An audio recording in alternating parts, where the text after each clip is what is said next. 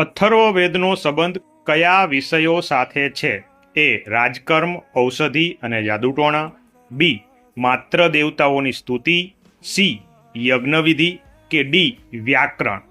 સાચો જવાબ છે એ. રાજકર્મ, ઔષધિ અને જાદુટોણા. સભા અને સમિતિને અથર્વવેદમાં શું માનવામાં આવ્યા છે? એ. ઇન્દ્રની પુત્રીઓ. બી. પ્રજાપતિની પુત્રીઓ. સી. અગ્નિની પુત્રીઓ કે ડી. બ્રહ્માની પુત્રીઓ. સાચો જવાબ પ્રજાપતિની પુત્રીઓ. વેદોને સમજવા માટે કેટલા વેદાંગ રચાયા હતા? એ. 4. બી. 5.